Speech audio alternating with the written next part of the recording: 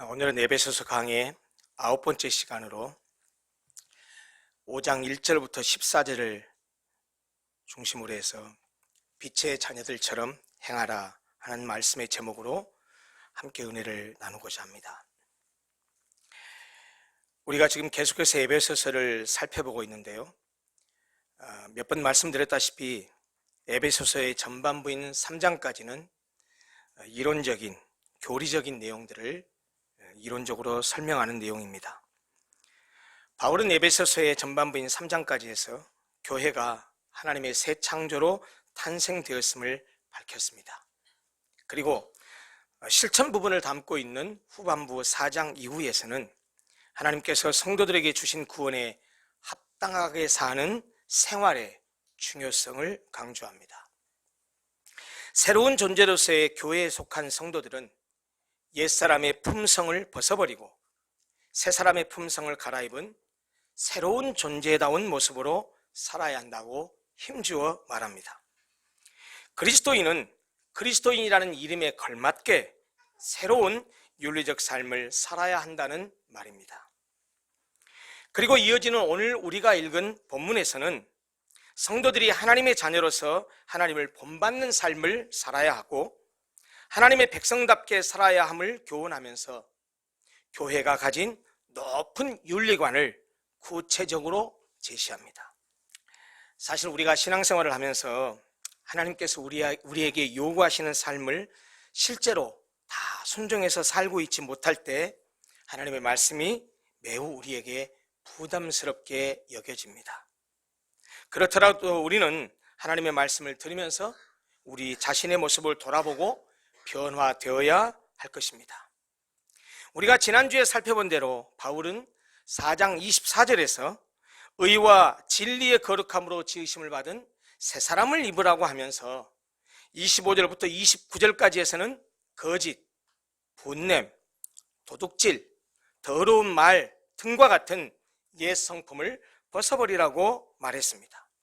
그리고 4장 마지막 32절에서는 서로 용서하기를 하나님이 그리스도 안에서 너희를 용서하심과 같이 하라라고 권면했습니다.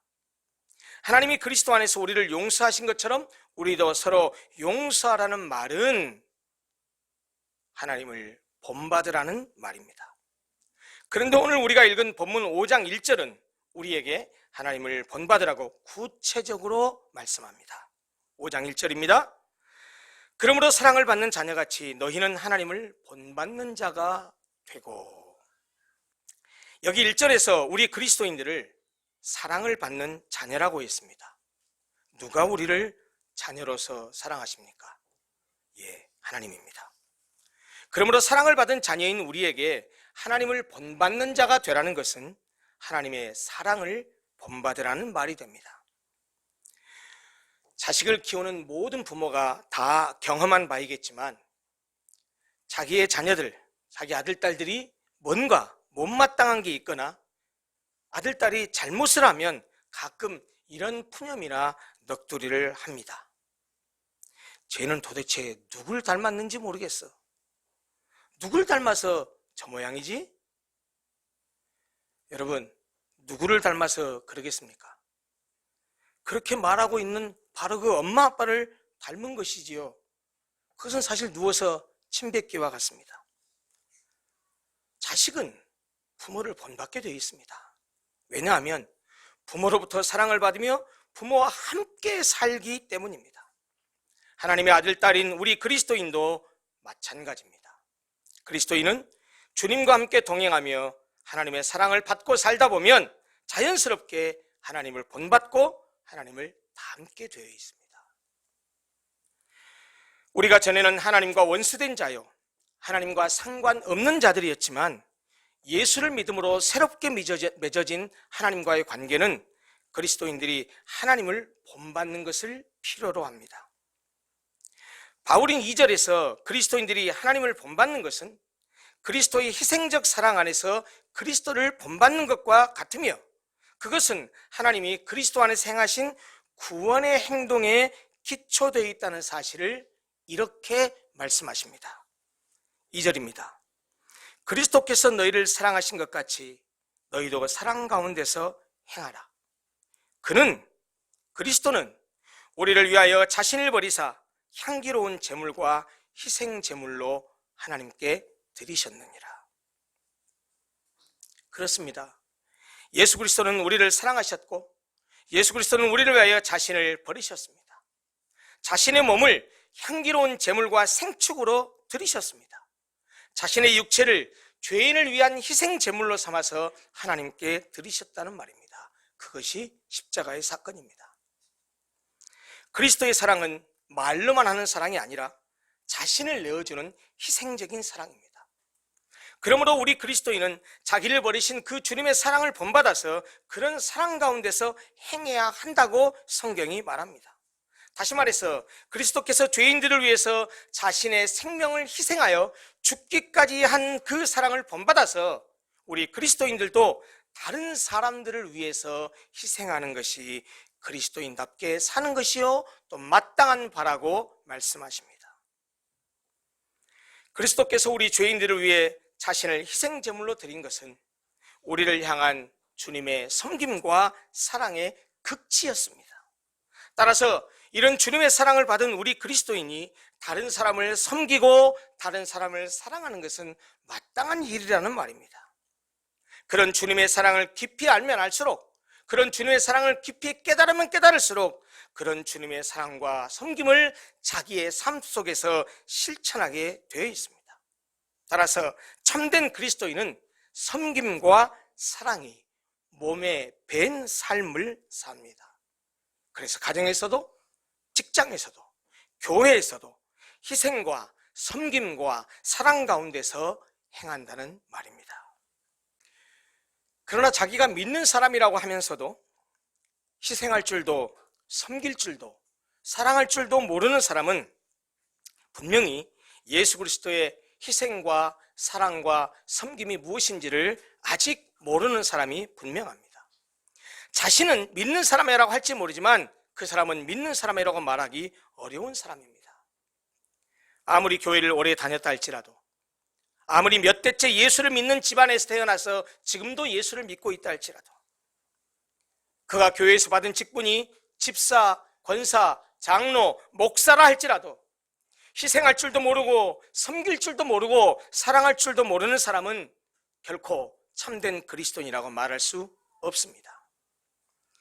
그리스도인답게 사는 것은 그리스도의 희생과 섬김과 사랑을 본받아서 그런 희생과 섬김과 사랑 가운데서 행하는 것입니다. 따라서 우리가 예수를 믿는 참된 그리스도인이라면 다른 사람을 배려하고 다른 사람을 위해 희생하고 다른 사람을 섬기고 다른 사람을 사랑하며 살아야 합니다. 너무 큰 것을 생각하지 마십시오. 사소하고 작은 것에서 내 손을 빌려주고 내 발을 빌려주고 상대를 어깨를 두들겨주고 격려하고 위로하고 사랑하고 베풀고 섬기는 것, 배려하는 것, 그것이 바로 주님을 닮아 사는 것입니다. 교회 공동체가 건강하게 세워지고 교회 공동체가 일치와 조화를 이룰 수 있는 것도 사랑으로 대변되는 자기 희생과 섬김을 통해서만 가능합니다. 바울은 참된 그리스도인과 현격하게 다른 삶을 살고 있는 외인들을 비교함으로써 하나님을 본받는 사람의 성품을 이제 구체적으로 제시하기 시작합니다. 먼저 3절을 보십시오. 음행과 온갖 더러운 것과 탐욕은 너희 중에서 그 이름조차도 부르지 말라. 이는 성도에게 마땅한 바니라. 음행이 무엇입니까? 어의적으로 말하면 비합법적인 성관계를 가리킵니다. 사실 초대교회 당시의 성적인 범죄는 이교도들의 우상숭배와 관련되어 있어서 주로 이교도들의 특징으로 인식되었지만 고린도 교회처럼 몇몇 그리스도인들조차도 이 죄악으로부터, 이 성적인 죄악으로부터 완전히 벗어나지 못해서 교회 안에 문제가 되기도 했습니다. 그런데 바울은 성적 부도덕인 음행뿐만 아니라 이와 관련된 더러운 것, 즉 불결함과 탐욕까지 언급합니다. 그것은 성적인 부도덕이 행동뿐 아니라 말이나 생각, 마음속의 의도나 욕구, 그 모든 것들에 영향을 미치기 때문입니다. 그리고 그런 상태가 지나치게 되면 탐욕으로 발전하게 되어 있죠. 본문에서 말하는 탐욕이란 다른 사람을 자신의 성적인 욕구를 해소하기 위한 수단으로만 생각하고 다른 사람을 이용해서 자신의 성적인 욕구를 충족시키는 행위를 말합니다. 세상 사람들은 그런 부도덕한 행동을 하고서도 부끄러워할 줄 모르고 오히려 그러한 행동을 마치 무용담처럼 자랑하기까지 합니다.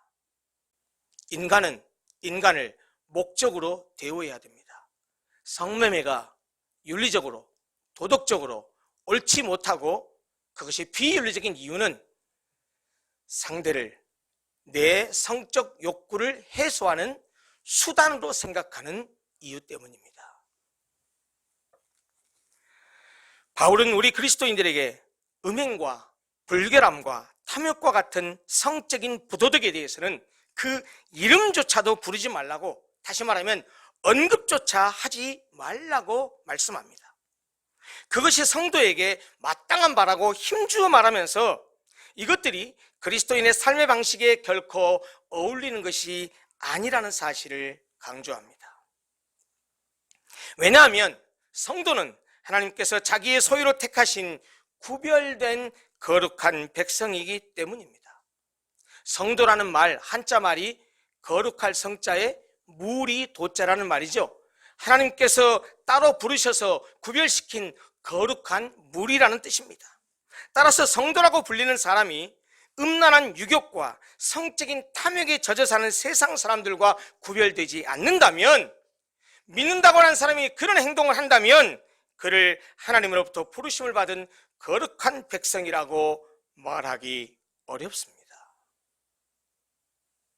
그래서 바울은 4절에서 그리스도인들의 언어 생활에서도 성적인 유희로부터 구별될 것을 요구합니다. 누추함과 어리석은 말이나 희롱의 말이 마땅치 아니하니 오히려 감사하는 말을 하라. 누추함이란 추잡하고 천박한 행동이나 말을 의미합니다. 어리석은 말이란 상황에 적절하지 않은 말, 아무 의미가 없는 헛된 말, 무지에서 나오는 불경건한 대화를 의미합니다. 그리고 희롱하는 말이라고 하는 것은 성적으로 상스러운 농담이나 타인을 비꼬거나 타인의 인격을 비하하는 악의가 담긴 말을 의미합니다. 세상 사람들은 점잖지 못한 성적인 농담을 하면서 그것을 남자다움의 표현이라고 합니다. 성적인 농담과 희롱을 하면서 마치 그것을 유머러스한 재치와 위트로 포장합니다. 그러나 여러분, 그런 말들은 성도에게 어울리는 말이 아닙니다. 성도들은 세상 사람들과 다른 언어, 다른 말을 사용해야 됩니다. 언어 생활이 달라야 한다는 말입니다. 하나님의 선택된 백성으로서의 우리 성도들은 감사의 말을 해야 합니다. 바울은 5절부터 7절에서 이렇게 경계하고 있습니다. 너희도 정녕 이것을 알거니와 음행하는 자나 더러운 자나 탐하는 자 곧 우상 숭배자는 다 그리스도와 하나님의 나라에서 기업을 얻지 못하리니 누구든지 헛된 말로 너희를 속이지 못하게 하라. 이로 말미암아 하나님의 진노가 불순종의 아들들에게 임하나니 그러므로 그들과 함께하는 자가 되지 말라. 본문은 성적으로 탐욕적인 사람을 우상 숭배자로 간주합니다. 왜냐하면 성적인 탐욕에 빠진 사람들은 창조주 하나님을 자신의 삶의 중심으로 인식하지 않고 하나님 대신에 자기의 욕망을 채우기 위한 대상을 인생의 최고의 것으로 생각하고 여기기 때문입니다. 성적인 욕망에 사로잡힌 사람들은 그리스도와 하나님의 통치를 받지 않는 사람들로서 하나님 나라에 전적으로 반대되는 영역에 속한 자들입니다. 그래서 음행하는 자, 더러운 자, 탐하는 자들은 그리스도와 하나님의 나라를 기업으로 받지 못한다고 말씀하십니다. 그들이 받는 것은 하나님의 진노라고 말합니다. 기업을 얻지 못한다라는 표현은 최후 심판의 자리에서 영원한 정죄를 받아서 지옥으로 간다는 말입니다. 세상 사람들은요, 우리에게 헛된 말로 우리를 속이려고 합니다. 성적으로 부도덕한 행위를 정당화합니다. 부도덕한 성관계를 합리화합니다. 이렇게 말을 하지요. 사람은 자기 감정을 속이면 안 되는 법이야. 마음이 가는 대로 자기 감정에 충실해야 돼 라고 하면서 불륜을 저지르고 성적인 부도덕적인 행동을 하는 것을 정당화하려고 합니다. 그러나 여러분, 속지 마십시오. 성도들은 부도덕한 성적인 행위와 같이 불순종의 아들들이 행하는 그런 죄악된 행동에 결코 참여해서는 안 됩니다. 성도는 불순종의 아들들과 함께하면 안 된다는 말입니다. 우리 성도들은 새로운 존재 목적을 위해 부르심을 받은 새로운 존재들이라는 사실, 거듭난 존재라는 사실을 항상 명심해야 됩니다. 우리 성도들은 성도다운 삶의 원리를 따라 살아야 한다는 말입니다. 우리가 비록 예전에는 하나님을 떠나서 어둠 가운데 있었고 우리도 세상 사람들과 함께 그렇게 살았을지 모르지만 이제는 예수 그리스도를 통해 구원을 받아서 하나님의 자녀가 되었기 때문에 빛이신 주님의 자녀답게 빛의 자녀들처럼 행해야 합니다. 그래서 8절에서 전에는, 이제는 이런 단어, 그리고 어둠, 빛, 이것을 대조하면서 이렇게 말씀하십니다. 8절입니다. 너희가 전에는 어둠이더니 이제는 주 안에서 빛이라. 빛의 자녀들처럼 행하라. 여기서 어둠은 무지와 부도덕을 의미하고 빛은 진리와 거룩을 상징합니다. 과거에는 우리가 무지하고 부도덕한 어둠이었지만 이제는 주님 안에서 참되고 거룩한 빛이라는 말입니다. 이제 우리는 어둠의 자녀에서 빛의 자녀로 신분이 바뀌었기 때문에 그 신분에 걸맞은 빛의 열매를 맺어야 합니다. 신분 따로, 삶 따로가 아니라 신분과 삶이 일치된 삶을 살아야 합니다. 빛의 자녀들처럼 행해야 한다는 말입니다.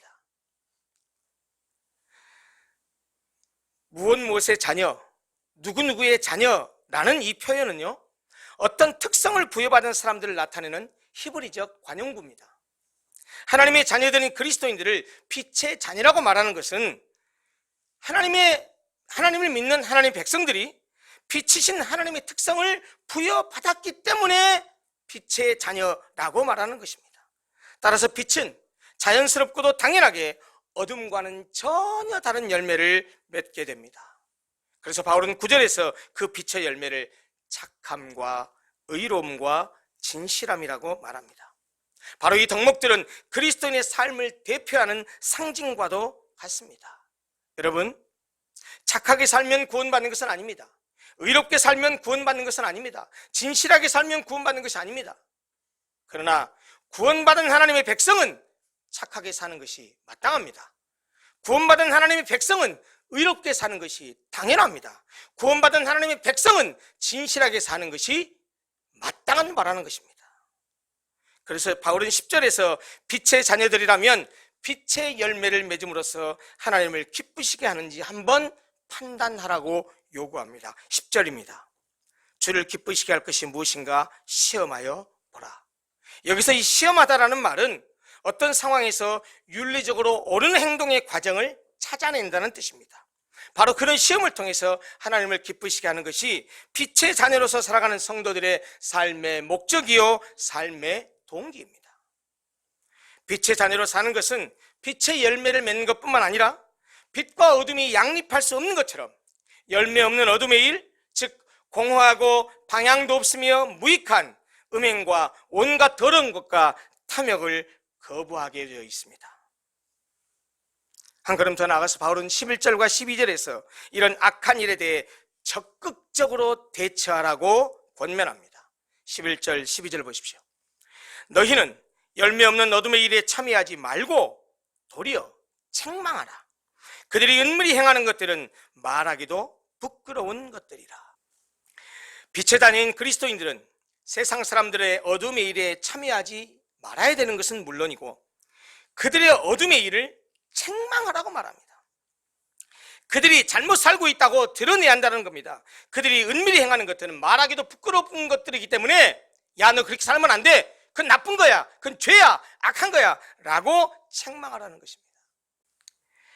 어둠 속에 빛이 비추면 말하기조차 부끄러운 것들이 다 드러납니다. 아무리 어두운 사람도 빛이 비추면 밝은 사람이 됩니다. 그 존재가 바뀐다는 말입니다. 빛의 자녀들이 삶을 통해서 어둠의 행위들을 드러내면 불순종의 아들들이 어둠의 영역에서 빛의 영역으로 전향하게 됩니다. 이것이 바로 빛이 가진 생명력이고 빛이 가진 창조적인 속성입니다. 여러분, 우리가 빛의 자녀답게 빛의 열매를 맺고 살아야 되는 이유가 바로 이것입니다. 바울은 본문 마지막 14절에서 영적으로 잠자고 있는 자들을 향해서 그리스도께서 빛을 비추시니 깨어서 일어나라 라고 합니다. 14절입니다. 그러므로 이르시기를 잠자는 자여 깨어서 죽은 자들 가운데서 일어나라. 그리스도께서 너에게 비추이시리라 하셨느니라. 여기 보면 잠자는 자와 죽은 자 두 사람이 등장하죠. 여러분, 잠자는 자는 죽은 자와 다릅니다. 외형은 유사하지만 본질적인 차이가 있습니다. 잠자는 자는 죽은 것이 아니기 때문에 깰 수 있고 일어날 수 있습니다. 아니, 잠자는 자는 깨어야 되고 일어나야 합니다. 이는 빛의 자녀들처럼 살지 않는 그리스도인들을 향한 강력한 권고요, 권면입니다. 이제 말씀을 마무리하려고 합니다. 우리 그리스도인들은 하나님의 사랑을 입은 자녀답게 하나님을 본받아서 다른 사람을 용서할 줄 알아야 되고 다른 사람을 사랑해야 합니다. 또 그리스도를 본받아서 그리스도께서 우리를 위해서 희생하시고 그리스도께서 우리를 위해서 대신 죽어주시는 그런 섬김을 통해서 구원하셨듯이 우리가 그리스도인이라고 한다면 그 그리스도께서 행하신 섬김과 희생의 삶을 본받아서 우리도 다른 사람을 섬기고 다른 사람을 위해서 희생하는 삶을 살아야 합니다. 우리가 전에는 어둠이었으나 이제는 빛이 있기 때문에 어둠에 속한 일을 버리고 빛의 자녀들처럼 행해야 합니다. 어디를 가든 교회에서만이 아니고 가정을 가든 직장을 가든 일터를 가든 아니면 사업장을 가든 어디를 가든 친구를 만나든 교인을 만나든 누구와 만나든지 간에 내가 빛의 자녀라는 그 자기 정체성을 잊지 아니하고 빛의 자녀들처럼 행하고 빛의 자녀답게 행해야 됩니다. 음행과 온갖 더러운 것과 탐욕은 버리십시오. 반대로 착함과 의로움과 진실함과 같은 빛의 열매를 맺는 삶을 살아야 합니다.